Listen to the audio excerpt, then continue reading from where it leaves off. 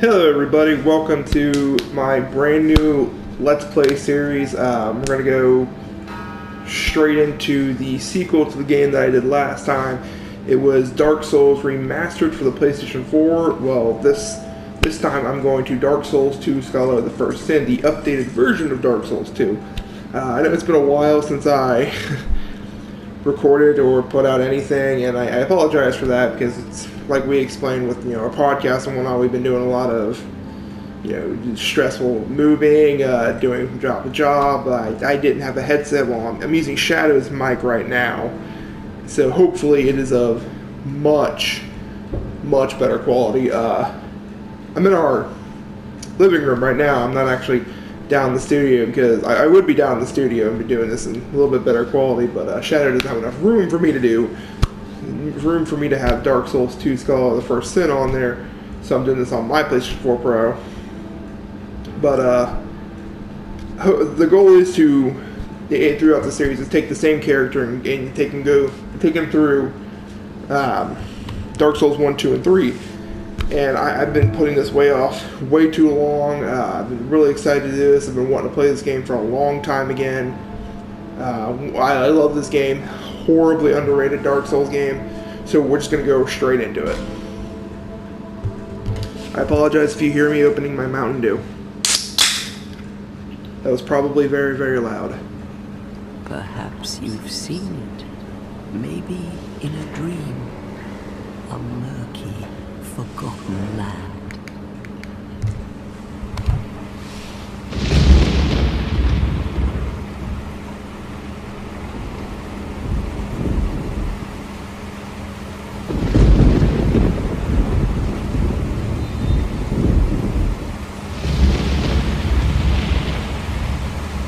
A place where souls may mend your ailing mind.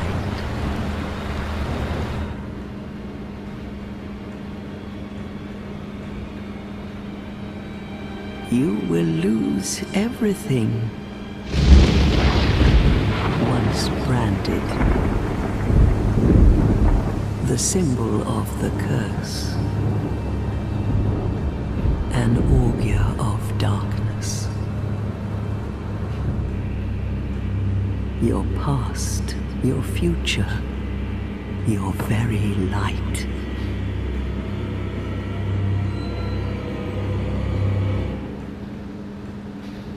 None will have meaning, and you won't even care.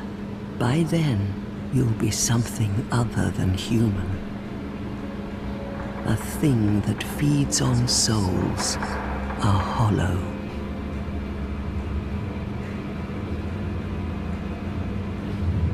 Long ago, in a walled-off land far to the north,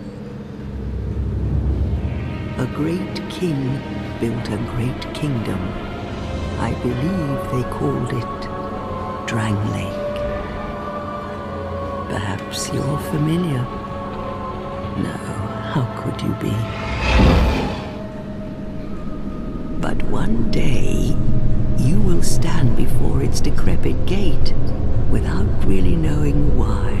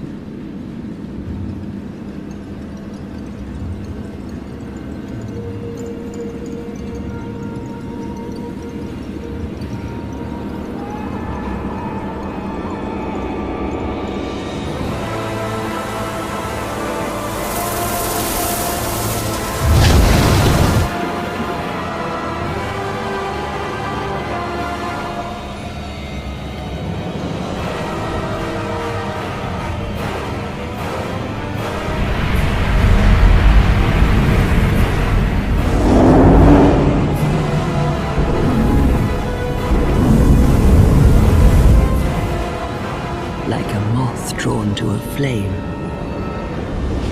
Your wings will burn in anguish. Time after time.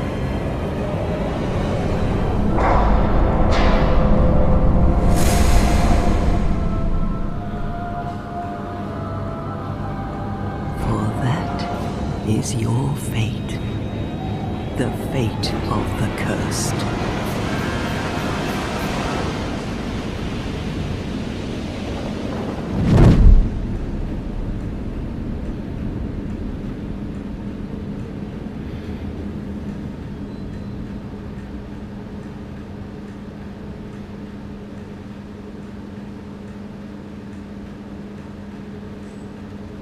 Okay, so the storyline of Dark Souls 2 is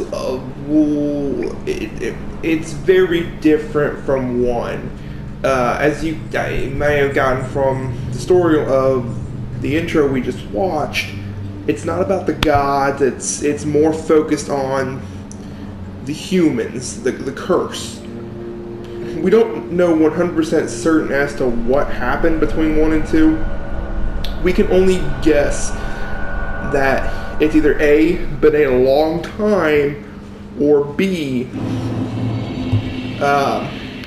the Age of Dark took over and humanity's basically in charge right now. I'm not going to go into, like I said at the beginning of 1, that I was going to try to be like a lore guide too, but I'm not going to try to do that. I know a lot more about the connections of 1 and 3 than I do 2. So I'm just going to let you guys know straight off the bat, 2 is a very, very different game from 1 and 3. As you can tell, graphically, the way the character moves, mechanically it's a bit different, and story-wise, this game is not really... It's a different... It's almost a completely different game, to be honest, in my opinion. Don't get me wrong, it's still a very good game, and I love it. It is still a very good game in my opinion, but I'm very excited to play through it. I cannot wait to it. Also, I will be stating this, we are going to be doing a slight challenge run. As you noticed in the first game, they had Estus Flasks, and the Estus Flasks were your healing potions whenever you were damaged. Well, this game has something else in addition to the Estus Flasks, so we will not be using the Estus Flasks, and I'll explain why here in a moment.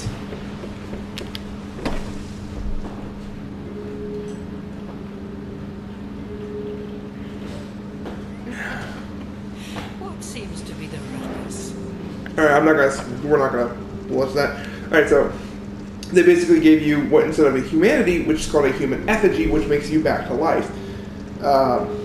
Now we get, since we've been rehumanized, brought back to life, we're no longer undead, we can now create our character as to who we want to be, our class and whatnot. So, we're going to recall our name, which is, you know what it's going to be, it was the same name from the last game.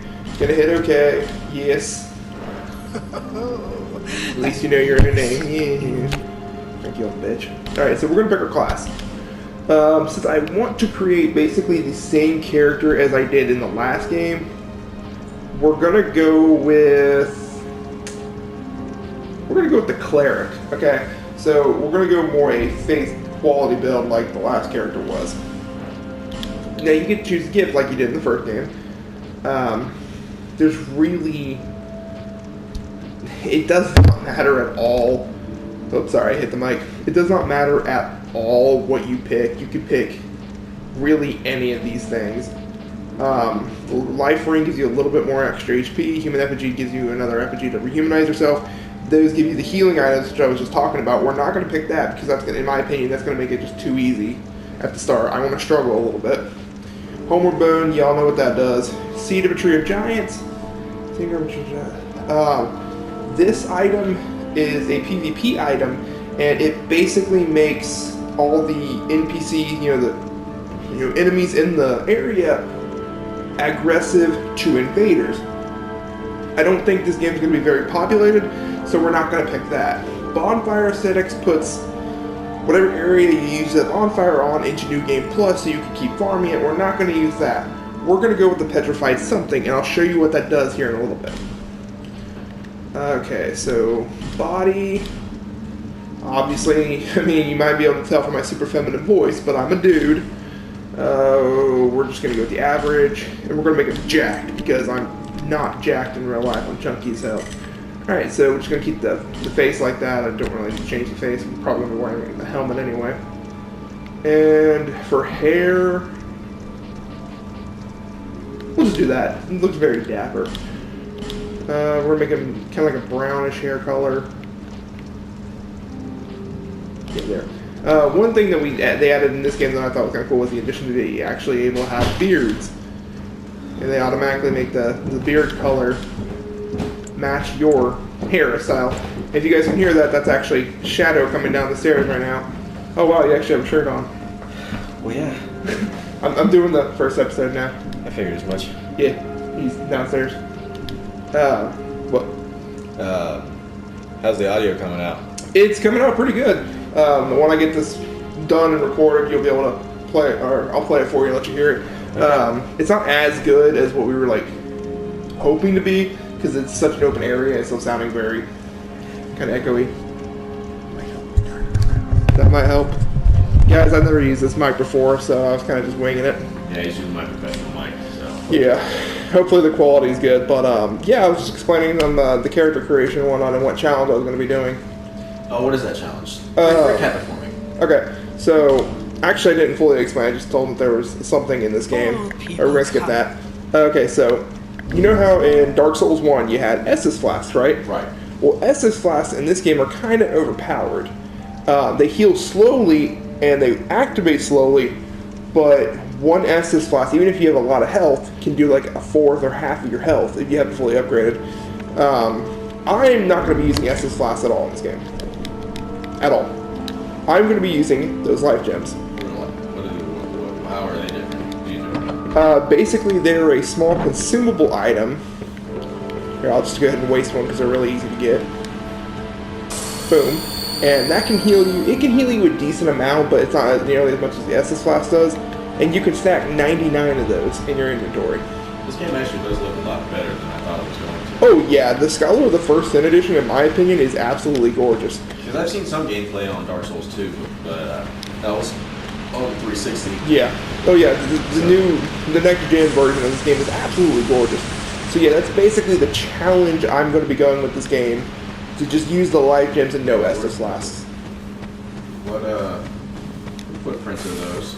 That would be that beastie right there. Nikki. Let's do this. I missed. Cyclops? Yes, it is a Cyclops. I'm not doing this. Oh gosh. Oh gosh. Oh gosh. It's been a while since I played this game, guys.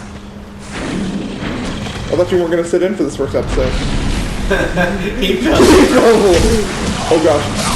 Oh! Bye, Death guys. number one. Death number one. Bye guys, enjoy. See you, Shadow. So another thing that I was saying about this game, mechanically how it's different from Dark Souls 1, and honestly 3, as you can see I am now zombified. This game is heavily dependent on your stamina, much more so in my opinion than the first one, or the third one. Stamina is much slower to recharge in this game, and your weapons take more stamina to swing than in the other two games. So you have to be much more cautious of the stamina drain that you're using. As you can see, one hit, two hit, one hit, and I couldn't move at all.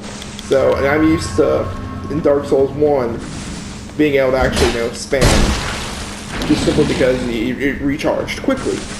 And I think it is more to what it's supposed to be on Dark Souls 2. Like, I feel like this is a better stamina system than 1 or 3, because I honestly feel like 1 or 3 both recharge much too quickly.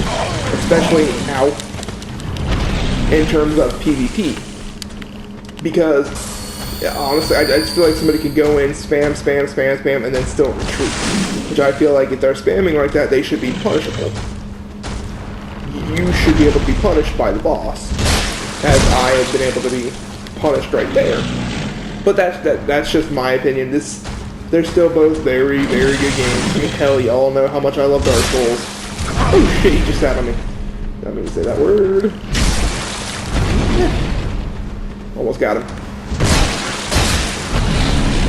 Almost. Boom. And there we go. We got revenge on the big ugly ogre. The stone ring. I forget what that does, actually. Additional reduction of enemy poise. Poise works a little bit differently in this game than it did in the first one and third one. Poise is, in my opinion, much more important than it was in the first and third game. If you can outpoise an enemy, you are going to beat the enemy. It don't matter what enemy it is or if it's a player. If you outpoise an enemy in this game, you just simply will win.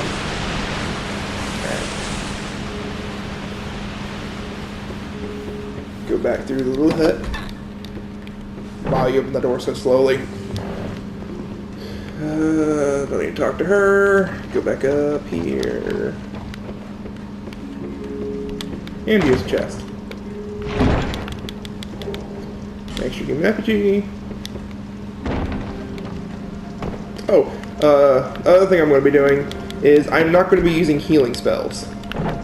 Like at all. That is another challenge I'm going to be doing. I'm going to be simply just healing off life gems. Why? And why I'm doing this challenge? Why am I doing it as a challenge? To me, Dark Souls 2, don't get me wrong, I love it. It's still one of my favorite games of all time. I love this game. But to me, Dark Souls 2 is honestly a very, very easy game. I might as well go ahead and go through. We're going to go through the tutorial. It's completely optional. I don't understand why they made the tutorial in this game optional, but they made it optional. But yeah, this game is significantly easier than 1 and 3. And you guys, y'all watched how maybe 3 bosses in Dark Souls 1 gave me, issues. I think it was Manus, Calamite. I think Sith gave me a little bit of trouble. And,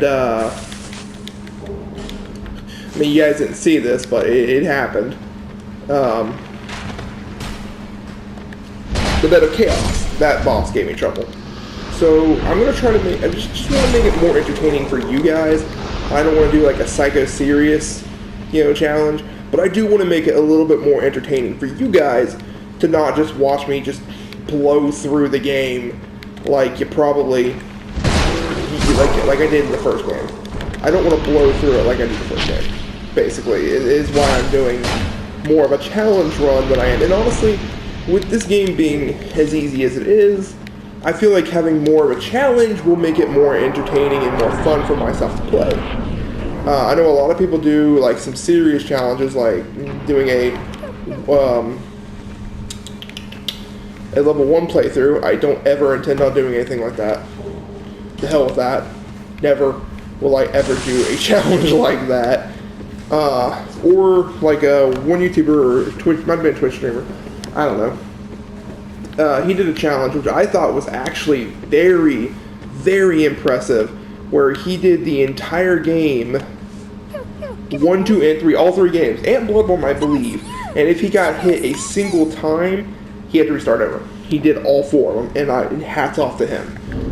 But anyway, back to playing about the game. So the petrified something in the small and smooth and silky stone, you can drop these here and you will actually get randomized items here. They could be weapons, they could be consumables. There's a Titanite slab. I could really honestly use that.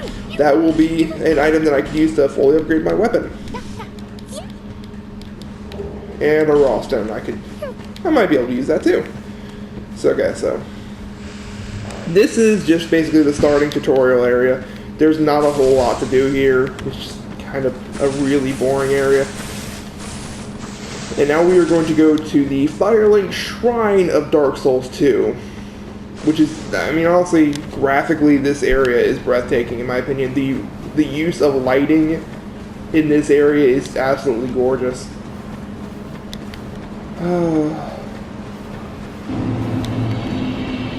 Oh my god, this area is gorgeous. Shadow was just commenting on how pretty this game looked. And he didn't even get to the Majula, and this area is friggin' gorgeous. Alright. So, back to what I was talking about. I know my thoughts and my commentary is kind of all over the place. But we're going to talk about the story of Dark Souls 2 and how it does not really match up with either of the games. Dark Souls 3 does do a lot of mentioning of 2. Like there's armor sets in 2, there's weapons that were from 2 and 3.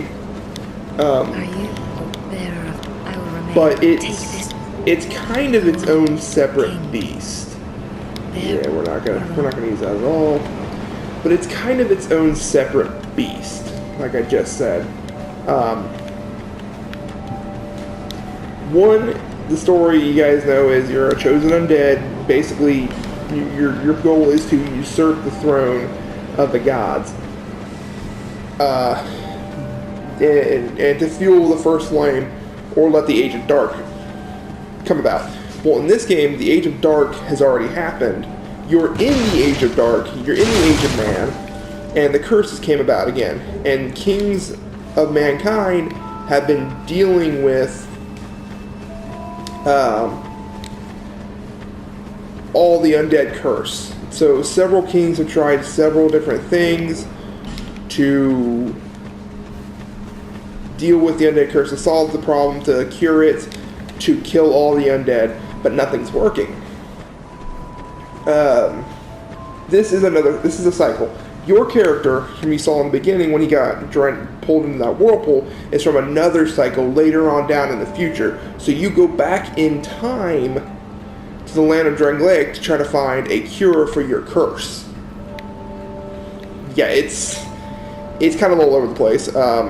Soon you kind of forget the whole purpose as to why you're here, and the story just kind of, I mean, it's not the greatest storyline. It tries to do more like what Dark Souls 1 did, with being a not narrative story, more of a you read item description kind of story, kind of game. But I mean, it really doesn't tell a whole lot with your character and why you're trying to do this.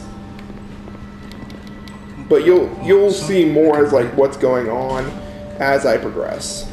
Hopefully, I should say you'll hopefully see more as I progress.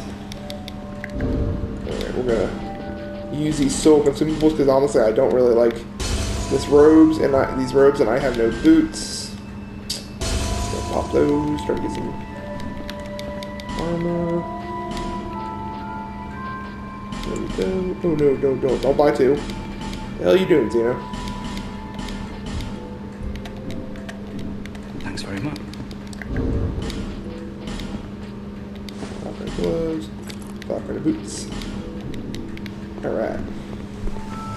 So we're more geared up, ready to take on the challenge of Dark Souls 2. Now right here, I will be collecting all of these. I just won't be using them. These are Estus flash shards. If you had noticed when I was talking to the Herald over here, she's the character that you bring all your souls to, and you feed them into her, and she will turn those souls into levels for you. I don't have enough souls to level up. I don't plan on leveling up for a hot minute. But you can also bring your Estus flasks So that to her. is that here to see. Or your Estus However, shards, sorry, they're called shards. And you can upgrade your Estus flask, and it'll give you another one. You can have up to 12 Estus flasks in total. And then you can also upgrade, I think, to +5, if I'm correct. Alright, so anyway. This is where guys are gonna want to go first. In my opinion, there's a certain way you should go about Dark Souls 2, but you can go to any of the 4 quote-unquote great souls, I think, from the start of the game. But I'm going to be going the more preferred route.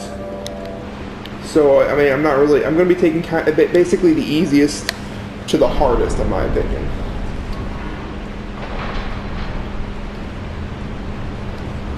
I do kind of like seeing my Let's Play videos as sort of a guide for anybody in the community, who, any of the fans of the streamer, like all 3 of you.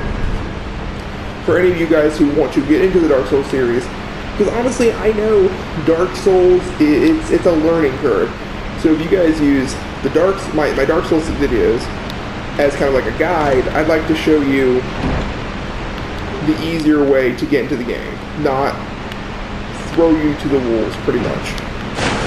So I'm going to be going the not required route, but the more preferred route for new players.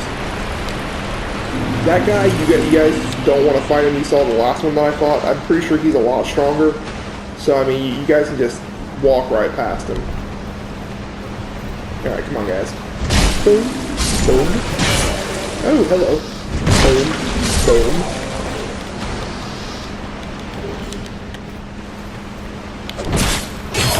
Oh, that did not work at all. Try to see. One more time. Nope. Okay, you're good.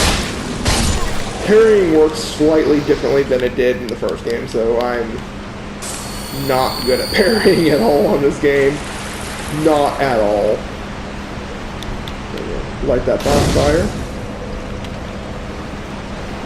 Honestly, I have more than enough confidence in my abilities to get through this section without dying, so I don't even need to set the bonfire.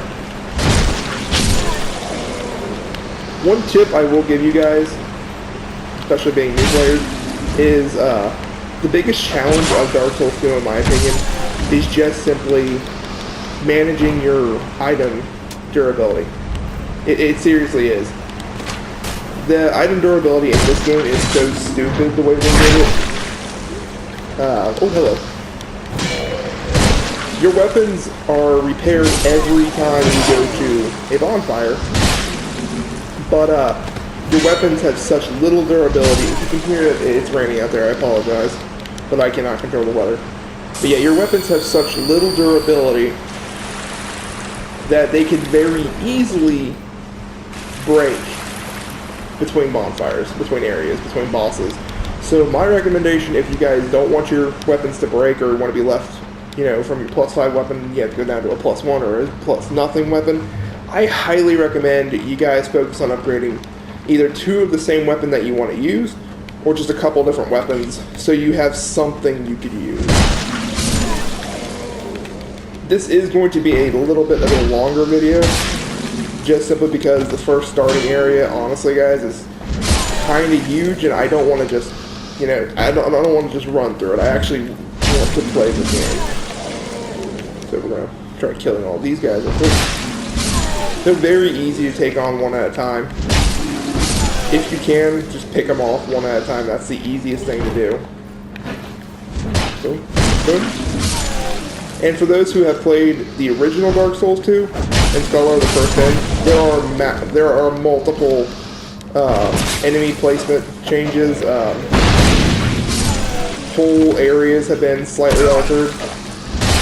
So if you guys are noticing that there is no hide or hate or hidey night or whatever, however the hell you pronounce that, that's simply because he's been moved. I believe all of them have been moved. Don't quote me on that one, but I'm pretty sure all of them have been moved from their location to be in the one specific location. Don't quote me on that one, but I believe that was the case.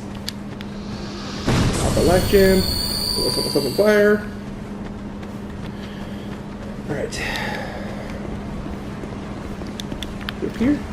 So the story behind the Forest of the Fallen, oh shit, boom, behind the Forest of the Fallen Giants is that this is actually a keep of Dranglaic, which is the nation that we're in, the land that we're in. They waged war against a race of giants, fought a fairly successful conquest over there, but they took a treasure from the giants. The giants were not happy about it, so the giants invaded back. And as you could probably tell, the giants were just as successful. Alright, we're gonna, oh no, I still don't even have the stats to use that, seriously? Wow, I really, okay, back to the maze. But yeah, the giants just ransacked this fortress or this fort. So So that's why you're seeing all these undead and dead soldiers down here. Get down here. Boom. Alright, so if I don't die. And success.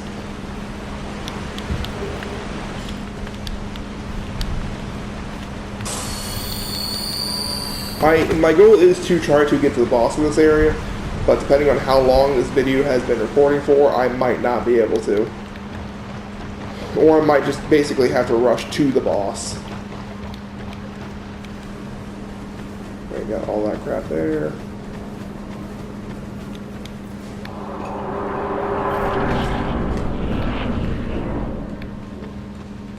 For anybody who is curious, so I am recording on a PlayStation 4 Pro, so that's the limitations I'm kind of working with here. At some point, though, I don't know if I've announced this, but at some point, though, my wife is actually giving me the go-to to actually go and build my own PC, or buy me a gaming PC. So at some point in time, my videos, the quality of recording and of, you know, just game in general, will vastly improve. I just don't know when that's going to happen. And again, I apologize for that. I just don't know when that's going to happen. Take that.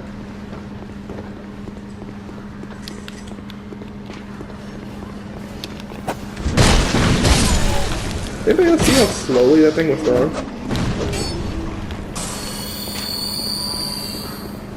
So as you can probably see, I know Dark Souls veterans picked this up very early on in the lifespan of Dark Souls 2. The enemies of Dark Souls 2 are much more sluggish than Dark Souls 1. Oh gosh, than Dark Souls 1 was, but there are a lot more of them. One of the biggest complaints that I've read about Dark Souls 2 is just simply the fact that quality-wise, the enemies of Dark Souls 2 are vastly downgraded compared to 1. I honestly kind of agree with that. The enemies, both bosses and just normal enemies in general, are both honestly nowhere near as good as Dark Souls 1 was. Like, Dark Souls 1 had very good enemy and AI design. But B-Team, who made this game, tried to make up for that by basically just adding a lot more enemies. And I feel like that actually is very much so the case. I know that's kind of horrible sounding of me, but it is. Alright, so this is... what's her name? Merchant Hag Malentia.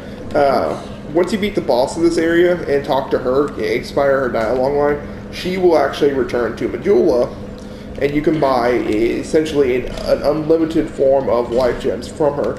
So she is a very, very, very important NPC that you will want to talk to.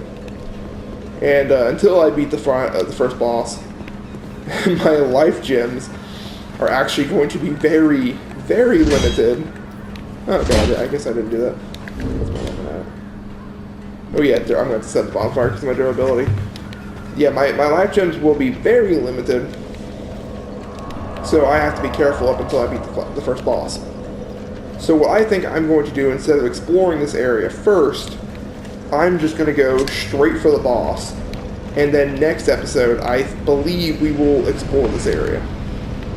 Just because I want to be able to buy, not that I want unlimited, healing items or anything like that, but I'm so limited. I think I'll have maybe 3 more that I can buy from her, maybe 2.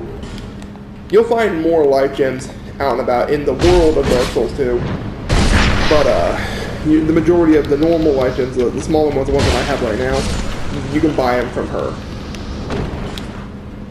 So we're just going to go ahead and get past all this nonsense here. Is there? No. Oh, he is. He's an enemy. He's an enemy. Alright. Enter the mist. Honestly, I could probably just grab all the items here off screen if I really wanted to. But there are a few important items that are fairly helpful that you guys might want. Come on, come on. Come on, big boy. Oh, dang, this thing does some serious damage to him.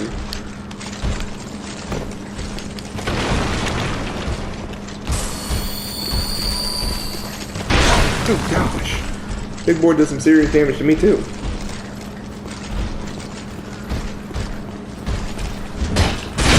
Oh, I thought that was going to kill me.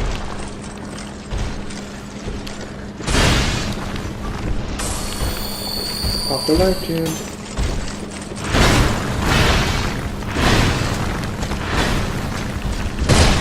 Oh, come on! He sat on me! What is that? Alright, no, the firebombs quips. Got one. Alright, so I've got one shot through this. A little tip for you guys. First time playing this game. You're going to want to have a either firebomb, fire spell, or fire-based weapon to be able to do this real quick. Please do this properly. Alright, that'll open up a shortcut, oh crap, for you to get to the bonfire right here.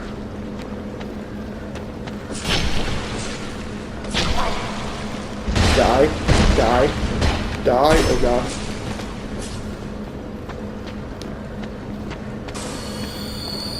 Be a little more careful.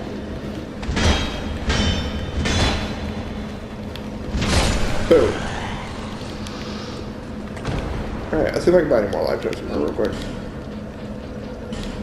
Bye. And now she's currently out of life gems, so yeah, let's go see if we can rush the boss real quick.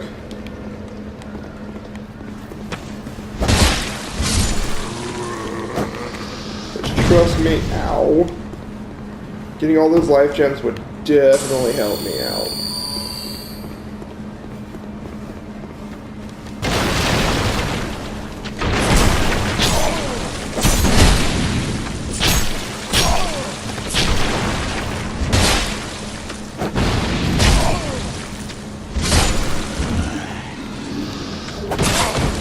There we go. Boom. Oh, cool, shield. Alright.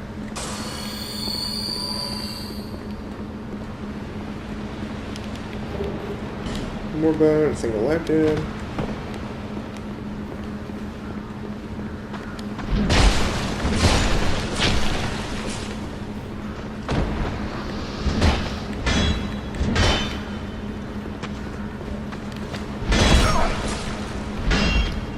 How much stamina does he have? Boom. Alright. The only reason I'm really just wanting to rush this boss, other than the life gems, is the fact that this boss is honestly extremely easy, guys. He is very, very easy. Once I do complete him, though, and add the ability to get more life gems, I will go back through and show you guys in full detail where everything is in this area. Because there's actually multiple things in this area that you might want to get.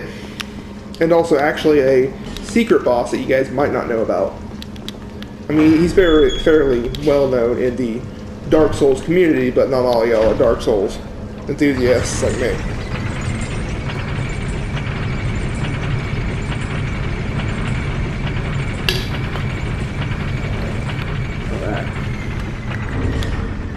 Alright, yeah, I got plenty of durability. I don't think I've ever gone after this boss with this weapon.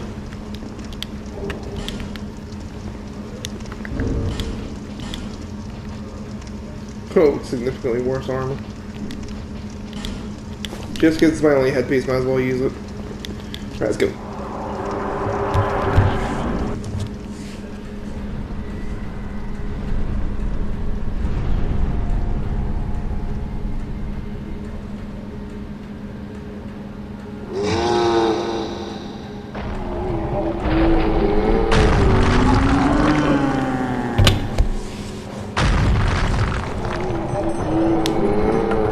He a grumpy boy, guys. Okay, y'all get the picture. We'll do this. Ooh, I'm actually doing a decent amount of damage here, too. The stamina's so slow. It'd be a lot easier because there's a ring that you can get in this area that I will show you guys where to get it at. It actually increases your stamina recovery speed.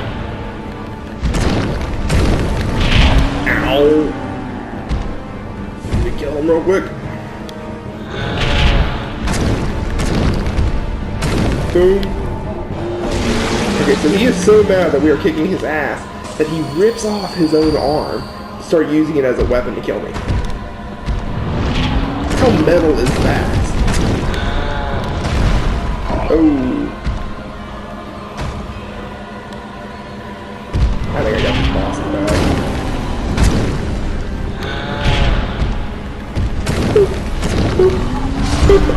And he's dead. Bravo! Bravo, Last Giant. That was a very, very easy fight. That had the amount of soul, too. Alright.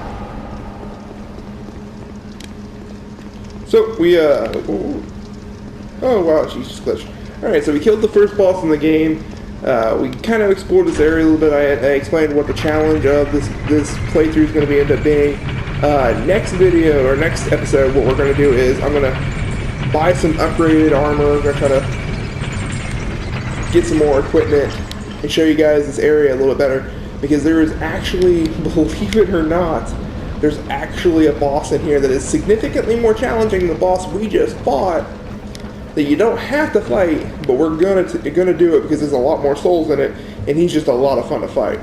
So thank you guys again for watching. I really appreciate it. This has been a long time coming. I've really wanted to play this game with you guys.